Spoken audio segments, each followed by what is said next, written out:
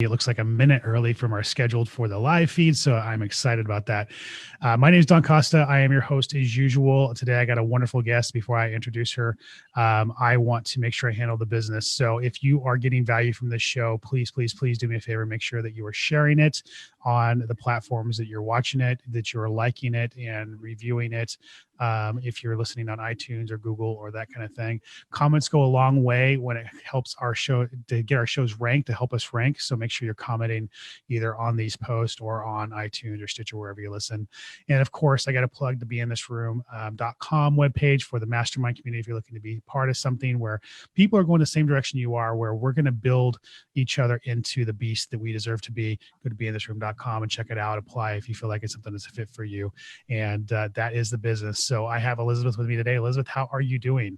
I'm doing great, Don. Thank you so much for inviting me on. I'm super excited. I'm excited to have you. So I got to meet you in October of this last year at Whole Scaling Live. You threw an event, you and some partners got this wild idea to throw an event, and you pulled off an amazing event. So congratulations on that. I think the story of that is important because that was an idea that was only birthed like 2 months beforehand or something crazy like that. So tell me the story about that. Yes. So the three of us that ended up pulling this off, we've known each other, but we came together really at Steve Trang's boot camp, Blueprint boot camp in Arizona back in March. And we were like toying the idea of putting on an event by investors for investors, completely zero pitches whatsoever. And the whole idea was to address issues that investors are having in their businesses. Mm-hmm. So we just sat down and in front of a whiteboard for hours and hours, and we decided to address all the issues that we were having as investors, primarily as wholesalers, from the data to the hiring the right people, to the mindset, to, anything and everything you can imagine that we go through as investors. And so we did that back in March. We didn't go through all the details of March. We just had the casual conversation. Hey, it'd be great to put on an event. And that was that. In May, the idea became a little bit more solidified. And then we didn't sit down and plan it until July. And yeah, we went live a little bit under 90 days before we actually announced the event 90 days, a little under 90 days before actually going live and pulling it off. So we went through a lot of difficulties because it was our first time throwing an event. We had huge dreams of having 1,000 attendees. And then later we realized that was not realistic. And it was like repeating being an entrepreneur all over again. Right. When you have these big dreams of you're going to make so much money, you're going to become a millionaire and it's going to be great and everybody's going to applaud you and everybody's going to support you. And then it doesn't happen that way. Right? And I wanted to highlight that story because it's like you had this crazy idea, just like somebody who has a crazy idea, they want to be a wholesaler or a real estate investor. You had this crazy idea, you want to throw out events and you have these dreams and stuff like that. Like you said, they're going to applaud you and you're going to make all this money. And instead I would assume that you had the same challenges that every entrepreneur has. Plus you got the people, the naysayers and the people trying to tear you down and the people trying to fight the direction you're going and everything else, right? Absolutely. And we mentally did not think that would happen. We thought like when we jumped into entrepreneurship, everybody was going to be so supportive and believe in the dream, right? Mm-hmm. And we got a lot of pushback by that. So we got a lot of people thinking you guys are crazy in 90 days, less than 90 days. That's ridiculous. How do you think that's going to happen? And what are you going to do with ticket sales? And what are you going to do with this? What are you going to do with that? And we were just like, we're just going to do it. We're going to execute. We have a big plan. We'll just push. We have this great lineup. And we really did think that just the lineup alone, that was going to fill up the room. Like every investor in the world was going to see how important this event was and how well thought it was, because we did really put a lot of heart and thought into it and really carved the idea, what would we want to see at an event, going to an event and seeing all the top players in the industry, phenomenal people on stage. You were one of our guest speakers as well. So just having having everyone as far as our lineup being there and supporting our vision, because everyone we reached out to speak said yes. Not one person said no. So that in itself was like, done deal. We're sold out, right? And that was not the case. Right. But you still put on an amazing event. It still went over well. It was well received by the community as a whole. You had, you didn't hit your goal of 1,000, but for your first event, you put over over 300 people in the room? Yes, we had about 350 people in the room, which really, honestly, before it was all wrapped up, we were just so amazed and so thankful, blessed, and just grateful to be in that room with that. And you were there, Don. I mean, the energy and the environment was so amazing and so different from other events we've been to. And we've just had really good response. And we feel very proud of the community we built for that and the outcome. So exactly. And I wanted to highlight that story, and for people watching, Wholesaling Live is a great event. I think if you do it again, they need to buy tickets. We're not pitching that, but the reason why I want to highlight the story is because I want to relate the journey to every entrepreneurial struggle that you do, whether it's wholesaling or rehabbing, or you're going to open a cell phone store, right?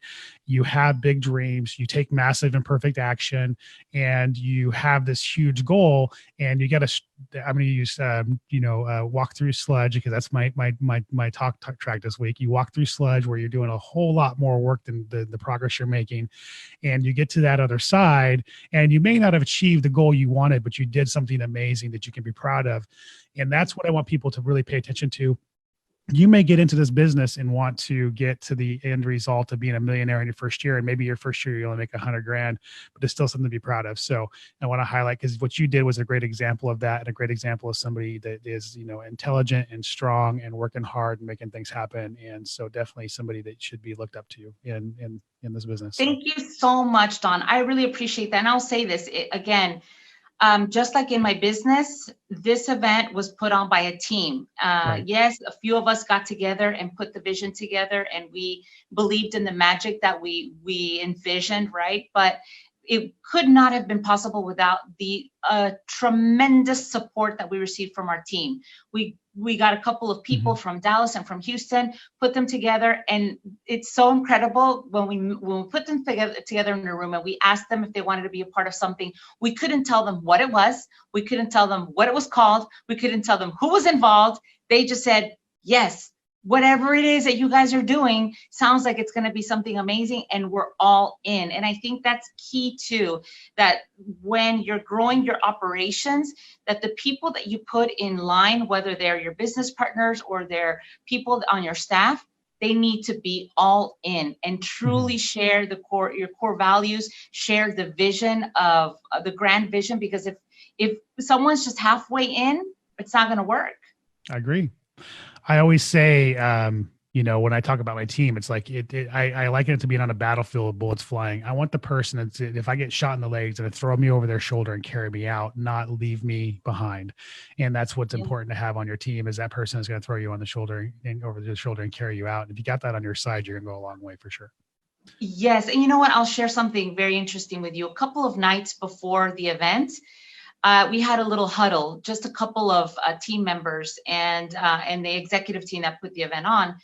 And I was not in a good place, because I was very stressed about the ticket sales and this and that, just getting in my head, right? Getting in my own way.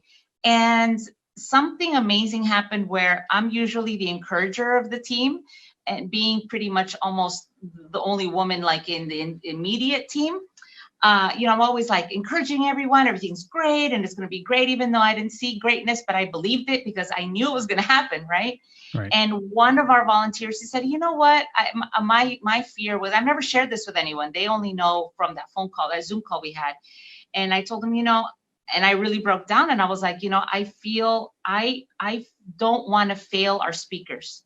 Like, I didn't want to, I knew that our attendees wouldn't be failed because the speakers were phenomenal, but I didn't want to fail my speakers by not delivering an audience and people for them to speak their message to. And I was feeling that, like, literally, I want to say maybe 48 hours prior to the event, I was like, and I broke down. I was like, guys, I don't want to fail our speakers. Like, this would be terrible. And so one of the guys on the, he listened and he let me vent, and everybody was very supportive. And you know what, Elizabeth, I'll tell you this, even if it's only us that are in the room, you've already, changed lives, touched lives by just thinking of putting this together, and even just going this far. And so, I really didn't think about that, because I wasn't even thinking about me or my journey. I wasn't even worried about me. I was worried about all these external things, right? And I just didn't take the time to sit back and savor and relish in the moment of what was happening. I was more stressed out about the details of it. And so as entrepreneurs, we do that sometimes. We stress out about the day-to-day, but then the big picture, sometimes we can lose that vision at some point. And we definitely need the support of our peers and the people that believe in our vision, which is why it's important to, when you onboard anyone on your team or onboard a business partner, that they share your vision and they believe in the dream, because if not, then you can't get very far. And it's just a testament to me in that moment, that I needed my team, and they were there for me. They actually picked me up and carried me through, because I really didn't feel like I could.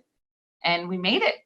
We made it past the finish line all together, intact, and still hugging each other. So that says something too, right? It does. After something like that, you either don't want to see those people ever again, or you make something even more amazing happen. So agreed. 100%. So the entrepreneurial struggle is real, no matter what you're trying to do, whether you're throwing events or opening an ice cream store or wholesaling properties. It's a lesson learned on how to build the right team and surround yourself with the right people and to overcome struggles. So, and that kind of, before we get into the topic today, so our title today, deals with reinventing yourself. Before we get into that, tell us about, okay, when did you get started in real estate investing? What did you get into for wholesaling, rehabbing, and how did that look? So my entire journey has been like backwards, right? So I got into real estate in itself in 2003. Previously I was a social worker, and I loved what I was doing, but I was getting burnt out, and mainly I wasn't making any type of leeway to obtain a life of financial freedom. I was living not even paycheck to paycheck. It was like 2 hours into getting paid, I was already broke. So my life partner, he said, you know what, that skill set in social work would be phenomenal in real estate. And so I made the switch from being a full-time social worker to being a double-time social worker as a real estate agent. So you see what I did there? Because really, as a real estate agent, you really do have to apply those social service skills and be a good listener and be attentive to your clients, and even listen to the spats between the husbands and wives, not making a sound decision. So so I started that, and I started in the good times. I mean, 2003 was a great time to be in real estate. Retail sales were through the roof. And as you know, back then with the ninja loans, as long as you had a pulse, you qualified for a loan. So we were selling houses left and right. And so in 2005 is when we started dabbling into real estate investing, which is when, a very popular, I won't say the names, but popular channels came out with those flipping shows. And so we thought it would be cool. We had extra cash, and we were flipping, but it was very passive. It wasn't a business. It wasn't some sort of system that we created to make it big in that. It was just more like a hobby, just to see how it would be like if it was like in the shows, which early we realized that it's nothing like you see in the shows. There's no commercial break, and there's no fast forward the time. It actually goes by very slowly. So yeah, I started as a real estate agent, flipped very, very passively. And then in 2007, 2008, we went through the recession, and we lost everything we worked hard for, everything we earned, everything we bought. And I mean, we just lost it all, and we had absolutely nothing to show for it. And we were young, we were in our 20s, and I felt like a failure because I exited the workforce to become an entrepreneur, and I don't believe I was prepared, and I wasn't mature enough to understand that failure was going to be part of my journey. And when I failed, I thought that was completely the end. I thought that was it. I was done. I had to go back to work, go work for somebody else, and I was toast. That I would never be an entrepreneur. But now, fast forward all these years later, I realized that that was a huge piece of my success, and it just that actually catapulted me to where I am today. And I did let fear paralyze me for quite some time. It took me about a year and a half or 2 years to jump back in and figure out what I was going to do, because I was scared. I didn't want that to happen again.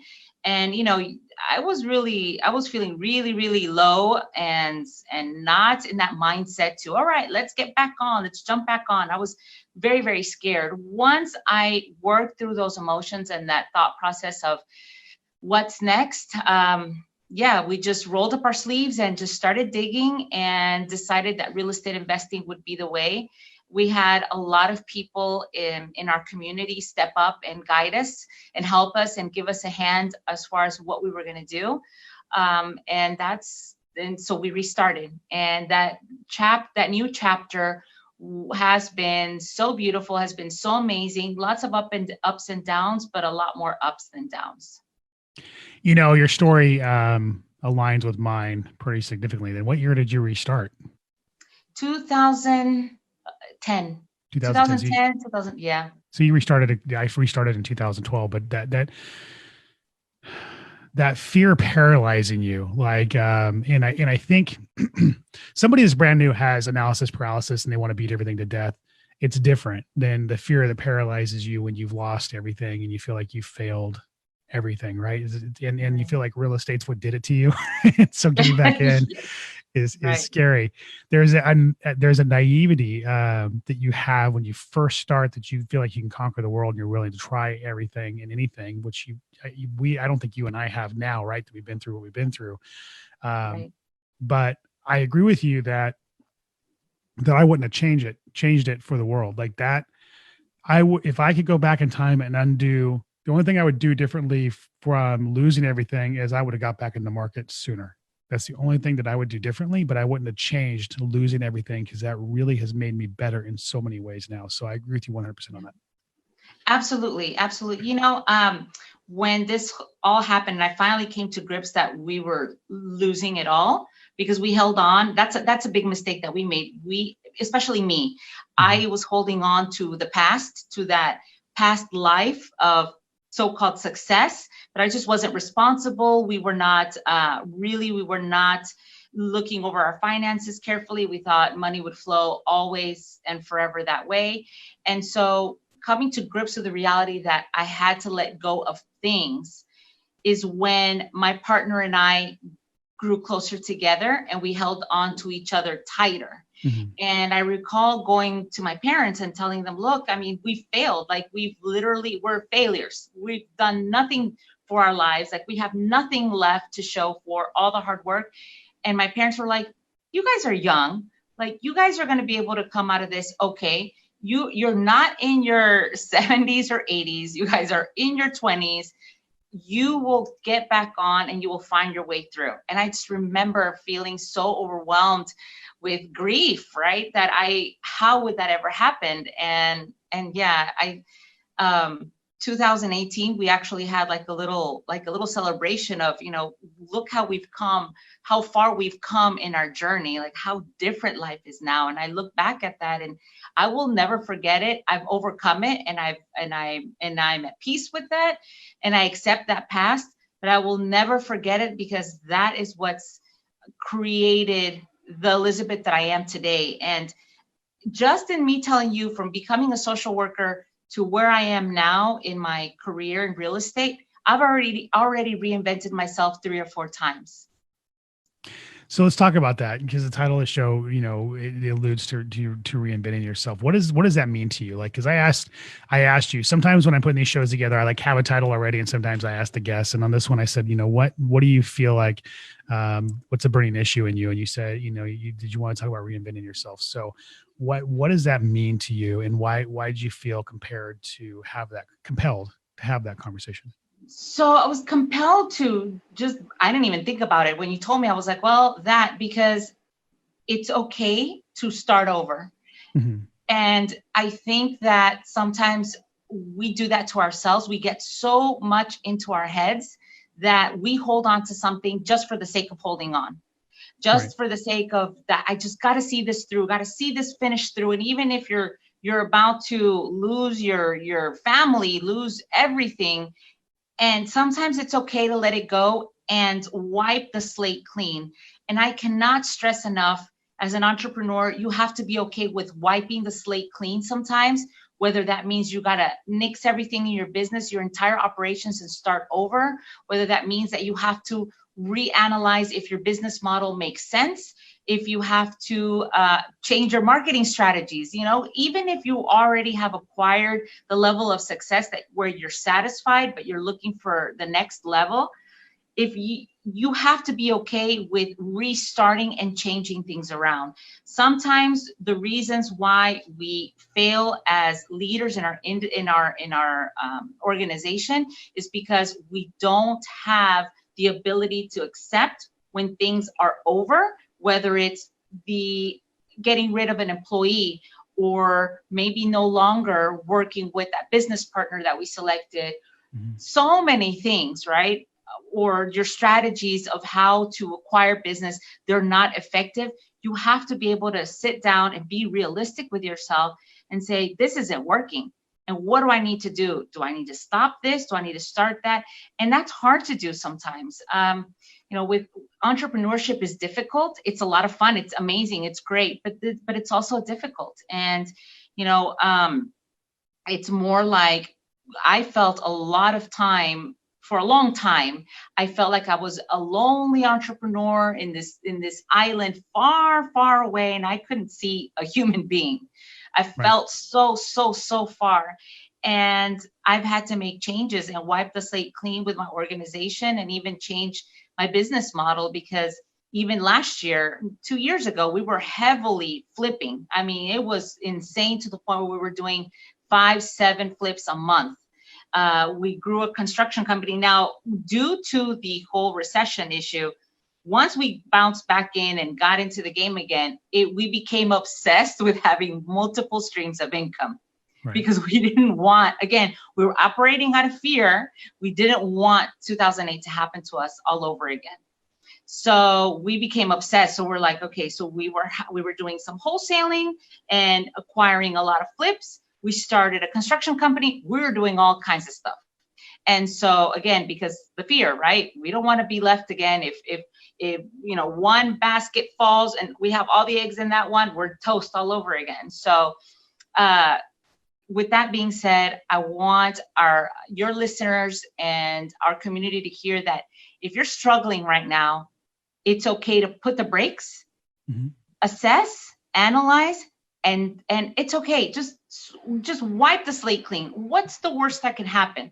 You need to stop the bleeding. That's the first thing you need to do. And if you change your operations, if you change around things, it's for the best interest of your organization.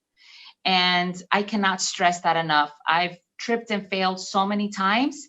And that's the biggest lesson for me, which is why I selected this title. And I got so long-winded, but I'm so passionate about it. No, it's okay, because look, I mean, there's one of the advantages that, for the last 3 years, I've been doing a podcast and talking to people behind the scenes about their business. And I coached in an organization for a couple of years where I got to talk to people who were already like, $1 million business earner type situations, and got to look inside a lot of businesses. And one of the core issues that I see that hold people back, or that really cause people to get hung up in their business, is not admitting when they've hit a wall. right? And not being willing to reinvent their marketing strategy or their team or themselves. I've also seen the opposite side where people won't stick long enough and they keep changing everything before it has an opportunity to work. And you got to find that middle in your business of, operating from that position of, we're going to stick things out long enough to make sure that we know whether or not they're successful. If they are, we're going to give them that opportunity to work properly, but also know when a change has to be made and be willing to make that change.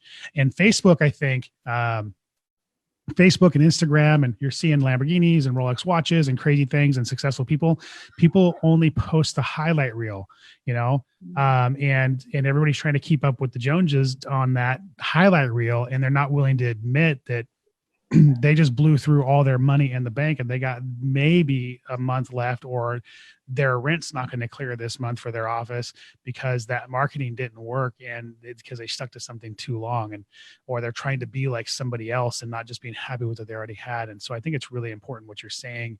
It needs to be highlighted. It's kind of been my message, more so recently, about knowing your vision and knowing what you want, and working for that and that only, because there are a lot of incredible people that have done some incredible things that are still struggling right now, that need to understand that it's okay to reinvent yourself or change or admit you need help. And that's something that's important. Yeah. Right. Exactly right. We live in a society now where we have an open door to everybody's lives, open window to everybody's lives. And we just peek in and we see, and all we see is, like you said, like just everything that's perfect, everything that's great. Right. And that's just not reality. And I do want your followers to know that it's important to realize that you have to be cognizant that you are you have your place in the race, but it's your timing and you have to go at your pace. We've all gone through highs and lows, and sometimes we've had things have developed quickly for us, and others things develop slower for us. But it's okay, because you'll get there. You just have to be very aware that your focus must be just be straight towards your goal. Because if you're worried and so concerned about looking sideways or over, you're gonna hinder yourself, and you're not gonna be able to get there, because you're gonna get into your head again. No, that's I agree. A big thing. Mindset is everything. Yeah. Right. I still am guilty of looking side by side. And the funny thing is we're only racing against ourselves. We're not racing against anybody else. We're really only racing against ourselves. We're competing to achieve our goals, not somebody else's. But I'll still look side to side and go, why is that person beating me? Why is that? And then it's like putting on lead shoes, right? I mean, it becomes like this heavy, you can't move because you're so screwed up in the head over what everybody else is doing and you're not. And so yeah, I love the topic. I love it because it's keeping it real in this business. The only way we're going to grow is to be real. And I appreciate this topic and talking with you. So absolutely. And I will tell you this, Don, to be fair, with me even talking about wiping the slate clean, and 2 years ago having a really big construction company. We had over 35 people on our team, which equated to about 6 crews. And like I said, we were doing about 6 flips a month, and we were doing everything we can to keep everybody busy. But you know what? We were so exhausted all the time, because even though we had my dad working for us and him doing project management, we had some phenomenal leaders in our organization, it was still a lot of work. We were trying to do too much. Again, because in the back of my head, I always kept thinking, do not let 2008 happen again, right? I still do sometimes. Not so much anymore, but even up to 2 years ago, that was just a little thought in the back of my head. And we decided last year as we were doing wholesale and everything, we started noticing that the days on markets for our flips were creeping up. I was proud to say that 2 years ago, our flips were closing between 0 days on market, max 27, 30 days on market at the most. And then last year, I started seeing a lag in that. Our days on market started creeping up. And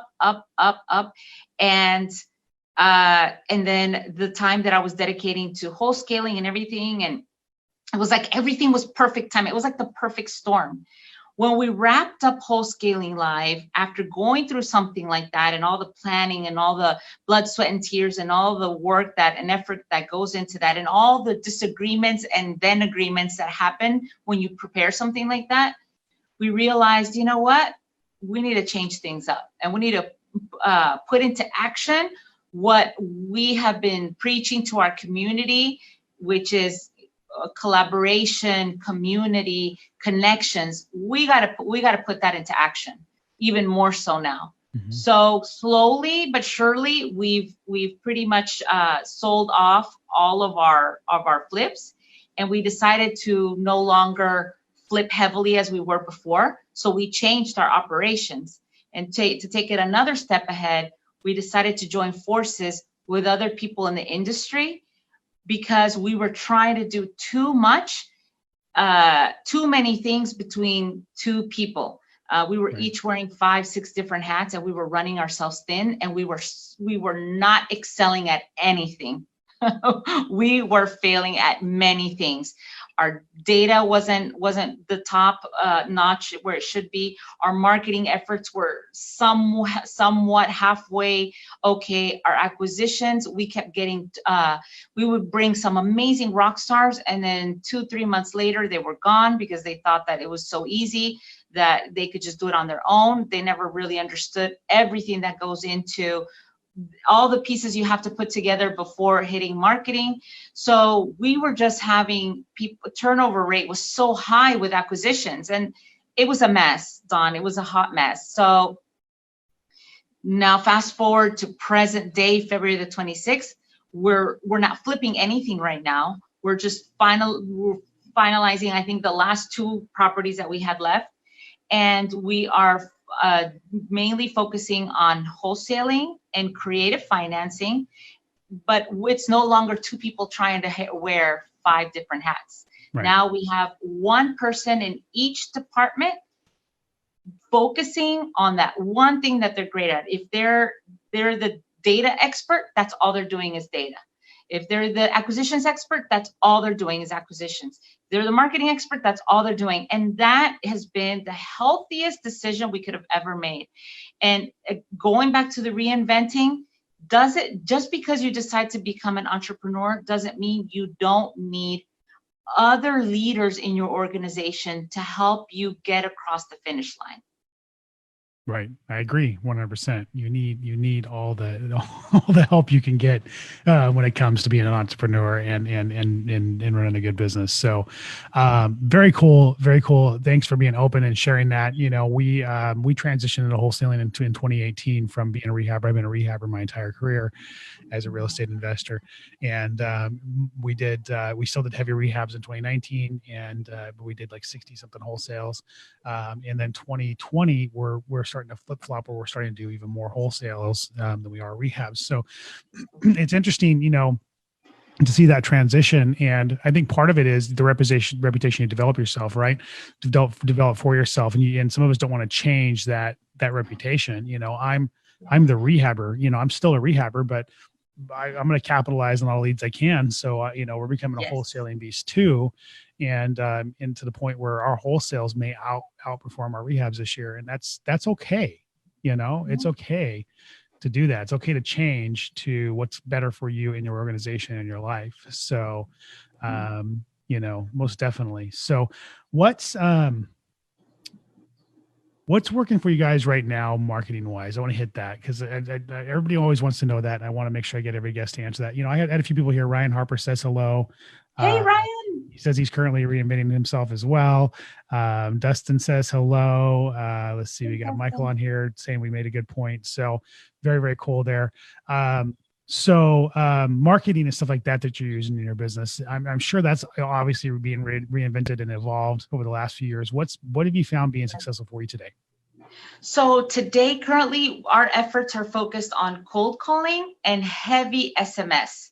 We're doing, I want to say, our last goal was to hit about 50,000 SMS a week. I think we're a little bit under that, but yeah, we're doing heavy SMS and we're doing cold calling. Listen, I mean, I will tell people out there listening, let's take advantage of it as much as we can, because that very soon may go away. And so that's what we're doing right now. We're looking at beginning of March, to turn PPC back on, because we stopped it for a bit, because that was causing, we were bleeding a lot, and we were like, it's not really generating, it's not converting. So we're that's what we're doing right now. But yeah, PPC is what we're looking to turn on next in March, very soon here. Okay, very cool. What would you say to somebody just starting out that came to you right now and said, I want to do this real estate investing thing? What advice would you give them? Tread carefully. I would say that, oh gosh, as a new oncomer to real estate investing, I think key is find the right mentor, the right team, or the right organization that you're going to align yourself with, that will guide you. First of all, teach you good habits, teach you the good ends of the business, because bad habits will not get you very far. But it's all about who you choose and select to guide you. I say this because we live now I see a lot of posts, right, about the gurus and this and that. And you just have to be very, very careful. Again, because we mentioned about social media, a lot of people tend to paint the best picture, and then that's not what it is. So you have to be very careful, vet the people that you're going to align yourself with. I mean, Don, you have a mastermind, right? I don't know if it's for seasoned investors. Are you geared towards newbies too? We want for our mastermind community, we want people who have been in business for at least a year to be part of the core community. We do have a special kind of situation for people who are, I guess, the dominant players in their space. But for the Inner Circle Elite Core, we're looking for people who have been in business for at least a year. So not brand new, but not a giant beast. We want a good mix. So we want to turn people into the beast. Yeah. So. Sure. Yeah. Okay. So, I mean, yeah, I think that a mentorship and a coach is very crucial, because right now you have, all these webinars for $199. You'll get a whole business plan, and that's not the case. So you just be very wary and vet the people that that will coach you. Yes, I mean, we have so many free, accessible videos and podcasts and things you can listen to, but when it's time to execute, that's a whole nother thing. You really need to find a solid group of people or a person that will lead you the way. I agree 100%. And, I want to kind of take that one step further, because I struggled, like when I first started the podcast, I didn't want to be labeled a guru, and because they had, gurus have this image, right? And, there's a few things to consider. Like, some people will talk about, okay, well, they're not doing the business, so should they be teaching, or, that kind of thing. And like, I'm torn on that now. Originally, I didn't think people who weren't doing the business should be teaching, but I guarantee you the coach of the 49ers isn't out there on the field running the plays. So if somebody can really, truly teach you and motivate you in a way that is going to help you be successful, then they may be the right coach for you. So I think also aligning with who's the right coach for you is important, number one. But two, when determining whether or not somebody should or shouldn't be in the business, if they're coaching you, it needs to be, I think, on what, because the fundamentals of wholesaling and stuff like that, I think whether you're in the business or not, you can teach, but the marketing methods that work right now, and what works with building a team in today's environment, probably needs to come from somebody who's doing the business. So there's that kind of, I'm going to straddle the fundamentals. Somebody who hasn't been in the business for 10 years can probably teach you, because the fundamentals never change. But somebody who hasn't been in the business for 5 years trying to tell you how to do Facebook marketing is probably a big no-no, because I guarantee you they're not doing it and they don't know the pain points of it. So that's where I'll give that advice. It's just, make sure that they're in it for the right reasons. They're really there to teach you and motivate you, that you align with them and they are going to motivate you. And then, I don't think, in my opinion, Lamborghini or low Lamborghini matters. We know people that have high-end sports cars that are, really good at what they do when it comes to being a coach in the industry. I drive a Chevy Silverado, but that doesn't mean I don't make good money in the industry. I just Right. have different priorities. So that kind of stuff, I don't know if it matters as much, throw it out there, but aligning with the core values of the individual and their purpose behind what they're doing, and can they really deliver what you need, I think is important. Bingo. That's exactly it. Core values. Right. Because even like I did a presentation last month in Dallas. Actually, yeah, no, this month in Dallas, beginning of the month. And the ladies were like, because I told them, look, I highly recommend you collaborate with people. If there's somebody that you see that they're in the place where you want to be at, then approach them. Say, look, value exchange, right? I have time and I have these potential possibility leads that I don't know what to do with them. Can you guide me? That's exchange of that person's time for whatever you're bringing for value, or if it's paid, even better. That way you have commitment from that person that will guide you. But they asked me, how do you know if it's the right person? And I'm like, you'll know because it's that instinct. Either you make a connection or you don't. Right. And same thing with, if you're going to select a coach, if you're going to become business partner with somebody, or you're going to collaborate with somebody, you'll know the right people. They're the right people if they align with your core values. And ask them when you're vetting them, when you're going through that vetting process and asking them questions, ask them, what are your core values? And if they start searching in the skies because they don't have them set up, right? But I think that's key. You need to really, really stick with that, because sometimes we as humans want to force something and say, well, no, I have this bad inkling, but I'll just keep going because just for the sake of this deal. And then something happens and it doesn't work out. And you knew it from the very start. I'm really big on that, on people's energy, on the vibes they give. And if the vibe is just I'm not feeling it, if I'm not getting the warm and fuzzies, it's just better not to proceed. Yeah. I agree 100%. So yeah, and it's just best for you and the party involved, because you're always going to be doubting and not being free in that decision, and just not a good idea. Trust me, I've learned that hard lesson. Yeah. That don't force something that doesn't feel like it's working in the moment. That's what you're trying to say there, and I agree 100%. Which is hard for us as entrepreneurs because at the same time we get to break through barriers, like with the whole scaling live that you did. You had to go against challenges and walk through the sludge and fight the people that are fighting against you. So it's like finding that line of, when is it me having to go against the world to create the light bulb, right? And when is it life telling me that I'm going on the wrong path? And that's the balance. So exactly. Why do you think now that I say double? What is it? What I said, part-time and then or full-time and double full-time, because I'm double full-time social worker. Yeah. It's I still have to hone into that skill set, because that's what has allowed me to persevere and get better with time as far as an entrepreneur. It's really helped a lot. Very cool. All right. Well, I appreciate having you on. Tell everybody how to get a hold of you if they want to reach out to you. Sure. So you can find me on Instagram, the REI CEO. It's very simple. You don't have to worry about how to say or spell my last name, because it's hard. So, which I struggled with.